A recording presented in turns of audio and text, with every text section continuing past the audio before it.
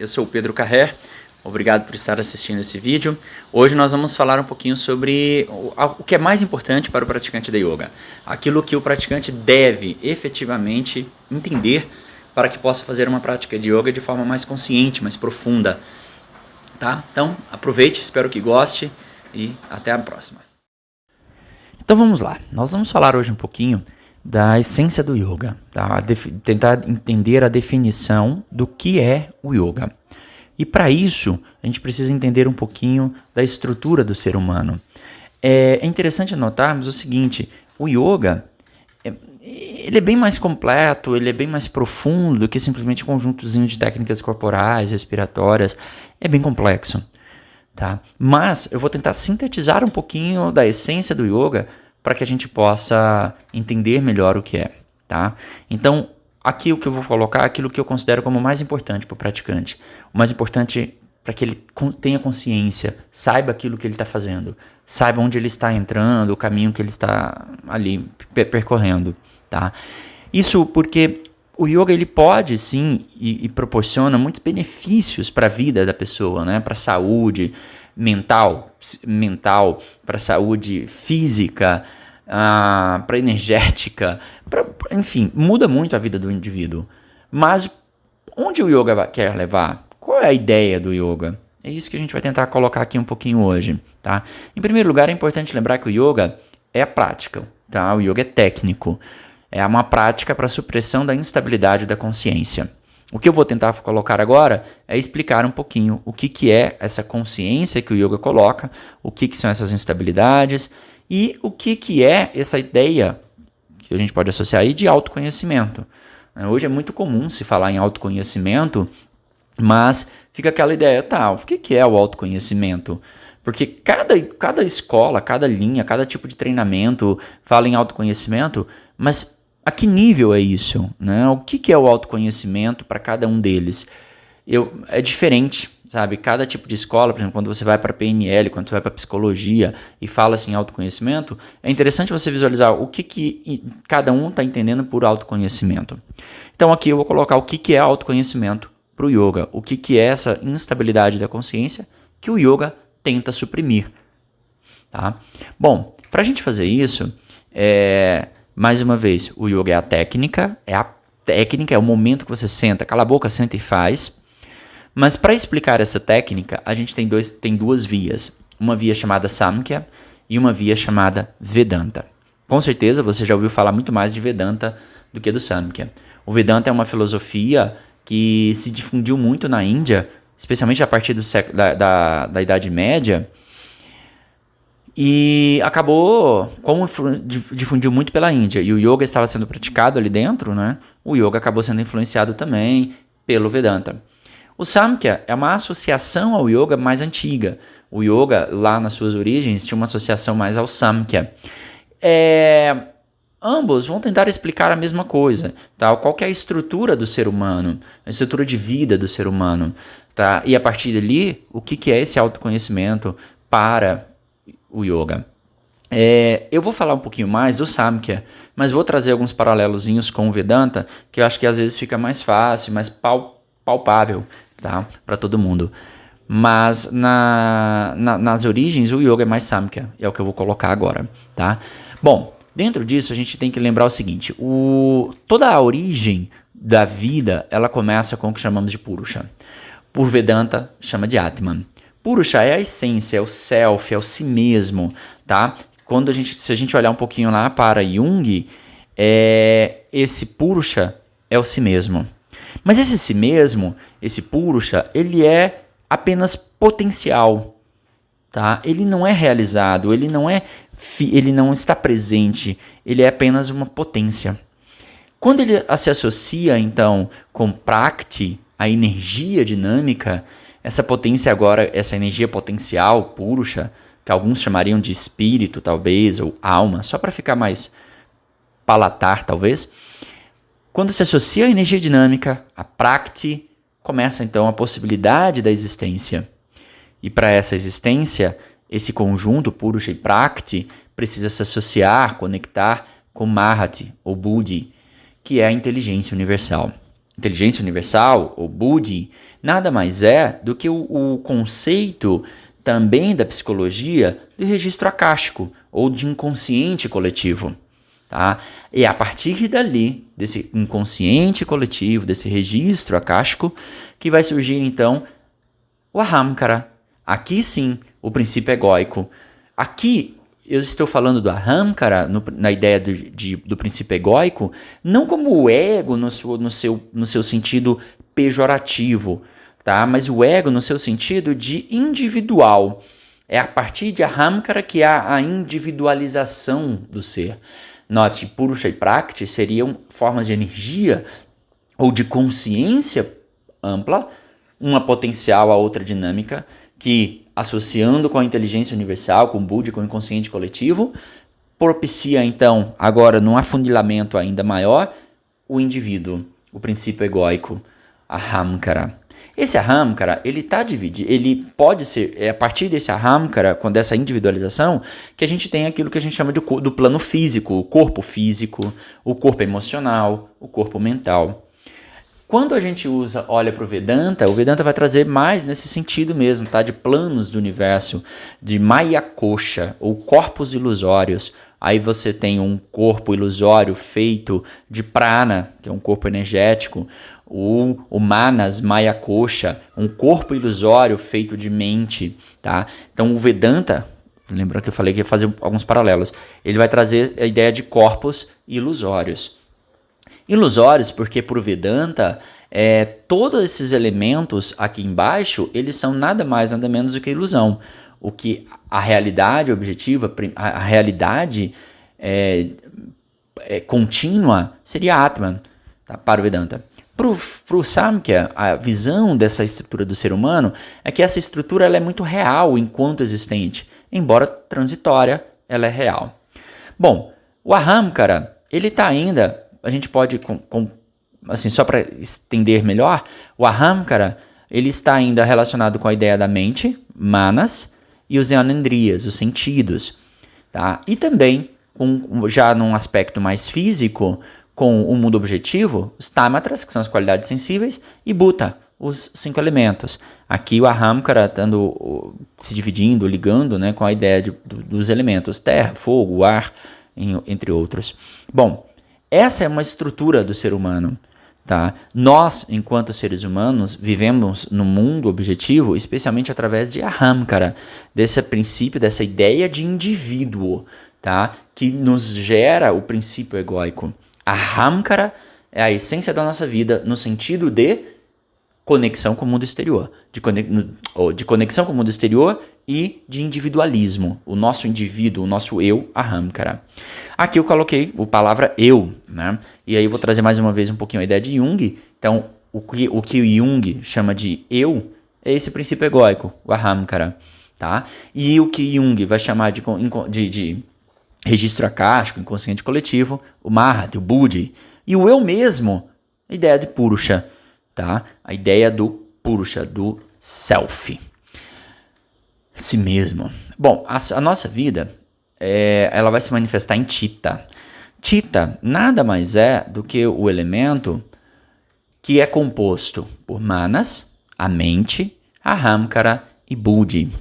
Então, quando a gente fala da nossa vida sensorial, da nossa vida terrena, nossa vida sensorial, nós estamos falando assim, nós através do Ahamkara, que é esse individual, desse indivíduo, nos manifestamos especialmente por meio do Buddhi, dessa inteligência, por meio do Ahamkara, do nosso ego, e Manas. Isso nos faz viver, tá? E tudo isso atua no mundo, nos fazendo viver no que nós chamamos de samsara, uma roda da nossa existência. Essa roda da existência, ela é composta, ou de forma muito sintética, primeiro pelo samskara. Samskara são impressões residuais de experiências que vivemos no passado. O samskara nada mais é do que a memória. Só que a ideia do samskara é um pouquinho mais ampla, porque traz a ideia de que essa memória ela é relacionada também com Buddhi, com aquele inconsciente coletivo, ou seja, uma memória coletiva também aqui presente, tá? Mas Samskara, se a gente pegar de forma um pouco mais sintética, nada mais é do que as impressões daquilo que a gente vive. Tudo aquilo que a gente vive deixa uma marca no nosso inconsciente, e essa marca vai nos conduzir, consciente ou inconscientemente, a repetirmos os mesmos padrões comportamentais no futuro, tá? Então, samskara são essas impressões, essas memórias das experiências. E elas são ativadas por meio de vasanas, por meio de gatilhos mentais. Ou gatilhos, não mentais necessariamente, mas gatilhos de experiências. Por exemplo, quando você um dia vivencia um momento na sua vida e naquele momento existe um cheiro qualquer, um perfume, você cria uma impressão residual e passa a associar aquele perfume àquela experiência sensorial vivida naquele momento. E toda vez que você sentir o cheiro, que é o gatilho, o vasana, você vai trazer na sua consciência as impressões residuais daquele momento anterior. E isso acaba te fazendo agir, reagir de uma mesma maneira. Assim a gente se sente bem quando quando o gatilho desencadeia em nós uma impressão residual boa, a gente acaba se sentindo bem e reagindo bem, comportando de uma determinada maneira. Assim como o contrário, quando um gatilho te desencadeia algo ruim, você acaba vivendo no momento, repetindo as experiências que você tinha feito, os comportamentos.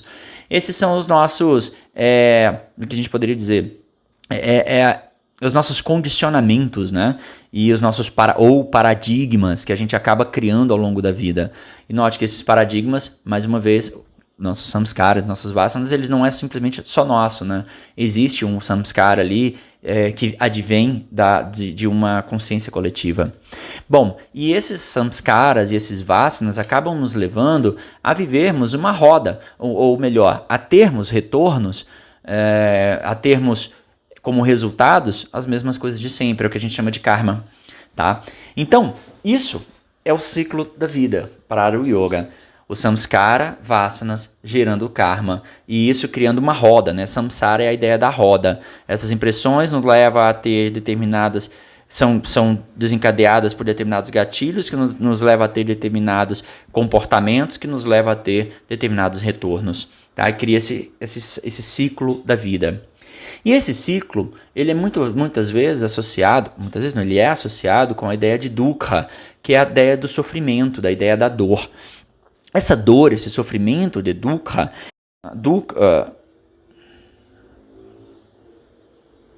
esse sofrimento, o dukkha, né, ele advém do fato de que é como se houvesse um vazio interno que a gente tenta preencher continuamente.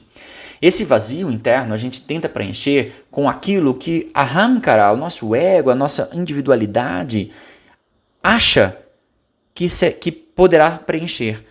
Então, talvez, para uma pessoa, o momento de hoje, ele deseja efetivamente ganhar mais. Vamos pegar uma coisa bem padrão da nossa vida.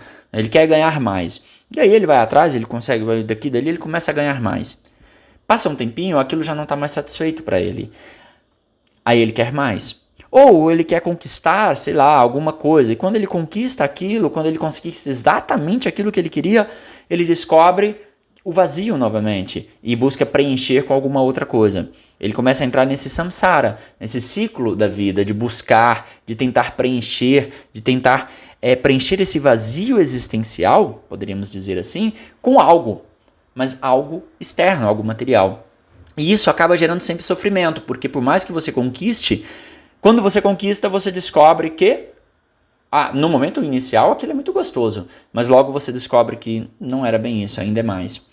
Então, a ideia do yoga, a ideia do samkhya, a ideia do Vedanta, vai ser sempre quebrar esse samsara, esse ciclo da vida, esse ciclo, levando o indivíduo a se conhecer melhor, a ir além de Chitta, além de Manas, Ahamkara e de Buddhi. E tentar encontrar o Purusha, ou o Atma, o si mesmo, a sua essência de vida, e se conectar com essa essência. Isso é o yoga. Tá? Bom, então, para a gente trazer a definição de yoga, mais antiga, Yoga Chitta Vritti Nirodha. Yoga Chitta, né? Aquele complexo de mente, Buddhi. Vritti é instabilidade, inquietude, movimento, dinâmica. E Nirodha é cessação, supressão, quietude, é a estabilização. A ideia de Nirodha, estabilização, ela é fundamental para a prática. Tá? Estabilização do quê? Das instabilidades, das inquietudes, do movimento, da dinâmica, vritti, de chitta. Tá? Não é somente da mente. Esse é um ponto interessante para a gente. O yoga não é só a mente. O yoga está muito além da própria mente.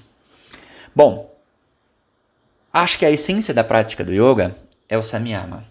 É a técnica de meditação. Daí porque alguns autores, por exemplo, Shivananda, não considera Hatha Yoga por si só como yoga. Considera que o Hatha Yoga, para ser yoga, precisa estar junto do Raja Yoga. Isso Shivananda. Shivananda tem um Shivananda Ashram, que foi desenvolvido por ele, por exemplo. É um autor, é um dos grandes mestres dos tempos mais atuais. Tem mais de 300 livros escritos. Ele é de uma linhagem Vedanta e tem livros muito bons. E para ele, o Hatha Yoga não é yoga se ele não tiver o Raja. Porque o Hatha, ele até diz assim, que o Hatha Yoga termina onde o Raja Yoga começa.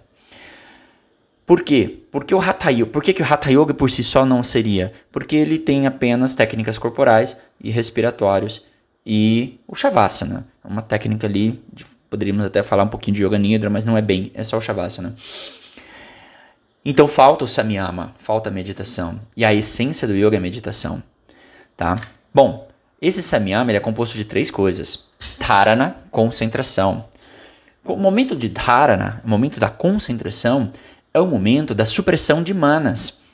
A mente inquieta, dinâmica, que pula de galho em galho, que fica querendo se recordar, que fica querendo trazer gatilhos, né? Vasanas para desencadear samskaras, impressões residuais anteriores. Quando você senta e tenta quietar a mente, ela fica pulando.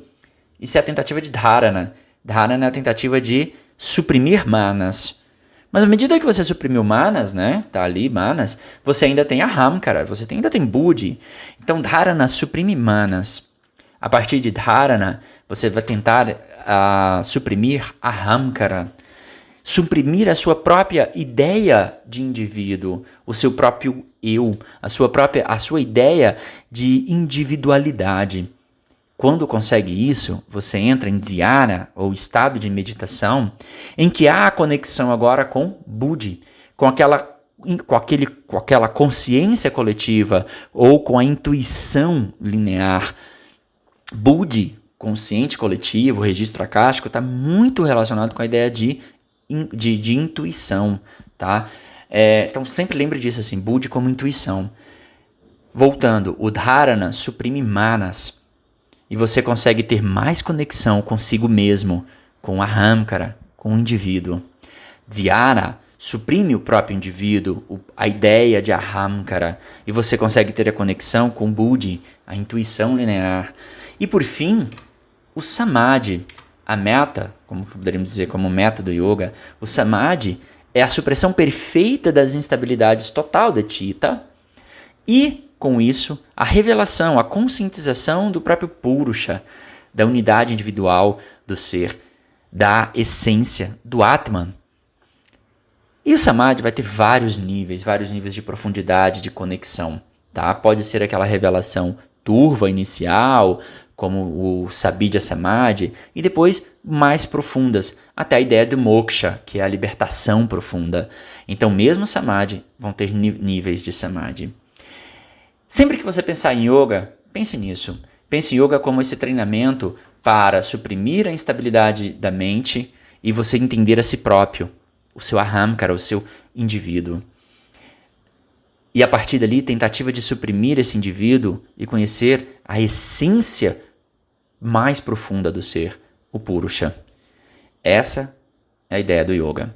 Sempre que você se pensar em yoga, pense nisso. Quando a gente pensa no yoga para trabalhar os elementos mais densos, nós estamos fazendo apenas uma parte do yoga. Quando você faz as técnicas corporais, você desenvolve força, flexibilidade, tônus muscular. Mas mais do que isso, é estabilizar o corpo físico, né? Estabilizar os elementos o elemento denso. Quando você faz pranayamas, mantras, ativa chakras, você está equalizando a parte energética dessa estrutura do ser. E a partir dali você começa a trabalhar outros elementos sempre com essa ideia de estruturação, tá? Eu até costumo dizer o seguinte, é muito importante você entender isso. O yoga produz vários efeitos benéficos na nossa vida, mas o efeito mais benéfico que pode nos dar é essa estrutura de autoconhecimento. É isso, espero que tenha gostado, espero que tenha entendido um pouquinho mais do yoga, e nós, então, nos encontramos em nosso próximo bate-papo. Até mais.